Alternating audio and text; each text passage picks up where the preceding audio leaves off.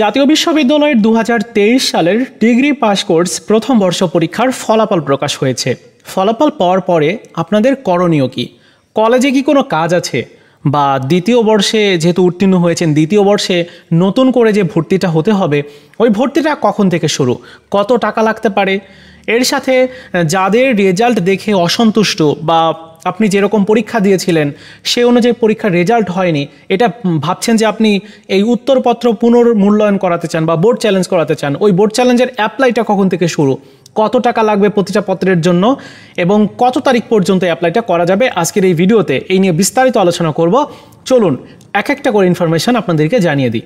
প্রথম যে ইনফরমেশনটা জানাবো সেটি হচ্ছে যে আপনাদের উত্তরপত্র পুনর্মূল্যায়ন বা যাদের রেজাল্ট দেখে আপনি খুশি নন যে আমি যেরকম পরীক্ষা দিয়েছি ওইরকম আমার পরীক্ষার রেজাল্ট হয়নি, সেজন্য আপনি বোর্ড চ্যালেঞ্জ করতে পারেন।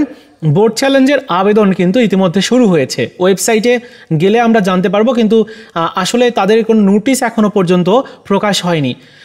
তো ওয়েবসাইটে এসে আমরা যদি যেখান থেকে অ্যাপ্লাইটা করতে হয় পুনর্মূল্যায়নের, সেই অ্যাপ্লাইয়ের এই সার্ভিস মেনু থেকে দেখুন রিসিকিউরিটির এখানে যদি ক্লিক করি তাহলে এক্সামিনেশন নেম দিতে বলছে।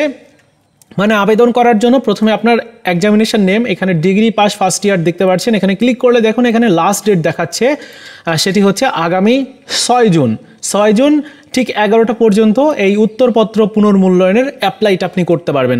এখানে আপনার রেজিস্ট্রেশন নাম্বার দিয়ে সার্চ করলেই আপনার প্রোফাইলে লগ ইন হয়ে যাবে এবং আপনার যে বিষয় কোডগুলো আছে সেগুলো এখানে দেখতে পারবেন। ওইখান থেকে আপনার যে রেজাল্ট দেখে আপনি খুশি নন যে পত্রের, ওই পত্রের পুনর্মূল্যায়নটা আপনি করাতে পারেন।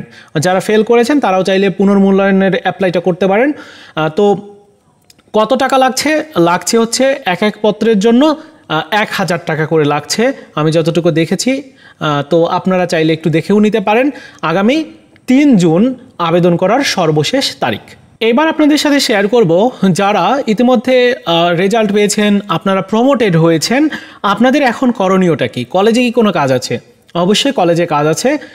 কলেজের যে কাজটুকু সেটি হচ্ছে আপনার একটা সেশন ফিস দিতে হবে। আপনি এই যে প্রথম বর্ষে যখন ভর্তি হয়েছিলেন, ভর্তি হওয়ার সময় একটা বড় পরিমাণ টাকা আপনার কাছ থেকে নেওয়া হয়েছিল, ওইখানে সেশন ফিস নেওয়া হয়েছিল, আরও বেশ কিছু ফিস ছিল, সব কিছু মিলিয়ে একটা পূর্ণাঙ্গ ভর্তির ফিস হিসাবে আপনার টাকাটা দিতে হয়েছিল। কিন্তু দ্বিতীয় বর্ষে আপনাকে নতুন করে আর ভর্তি হতে হবে না। যারা বলবেন যে ভর্তির ফিস, তাদেরকে বলবো এটা আসলে ভর্তির ফিস না, এটা আসলে সেশন ফিস।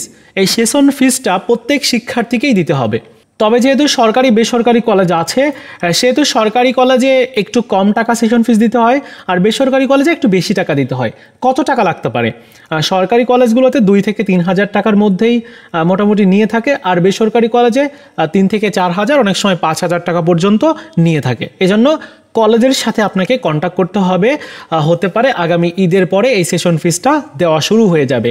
আর কিছু কলেজ এমনও আছে যারা সেশন ফিস এখন নিবে না। যারা কি করবে, যখন পরীক্ষা আসবে, যখন আপনি ফর্ম ফিল আপ করবেন, ওই ফর্ম ফিল আপের সময় আপনার কাছ থেকে টাকাটা নিয়ে নিবে। বেশিরভাগ কলেজে এরকমটা করে, কিছু কলেজ আছে যে কলেজগুলোতে এই সেশন ফিসটা নিয়ে থাকে। আশা করি এটা নিয়ে আপনাদের কোনো ডাউট থাকবে না। আর সেশন ফিস নেওয়া কখন থেকে শুরু হবে?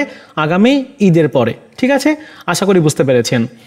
তো ভর্তির যে ব্যাপারটা আছে, ভর্তির আসলে ভর্তি ওইটা বলে না, ওইটাকে বলে মোটামুটি আপনার সেশনের একটা কাজ বা সেশনের যে কার্যক্রম সেটি।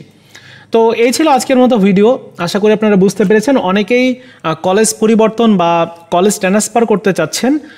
আপনাদের কিন্তু কলেজ ট্রান্সফার বা এটার যে অ্যাপ্লাই সেটি কিন্তু কলেজে গিয়ে জেনে নিতে হবে। যে কলেজে আপনি ট্রান্সফার করে যাবেন ওই কলেজটিতে গিয়ে একটু জেনে নেবেন যে কলেজ ট্রান্সফারের অ্যাপ্লাইটা কি শুরু হয়েছে কিনা। যখন শুরু হবে আপনার অ্যাপ্লাইটা করে নিতে হবে।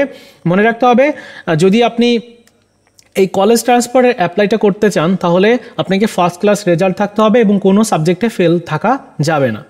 এই হচ্ছে মোটামুটি শর্ত। আর আমাদের যে ইউটিউব চ্যানেল রয়েছে সেখানে কমিউনিটি পোস্টে গেলেই আপনি এই সম্পর্কিত একটা নোটিশও দেখতে পারবেন। যাই হোক, এই ছিল আজকের মতো ভিডিও। দেখা হচ্ছে নতুন কোনো ভিডিওতে।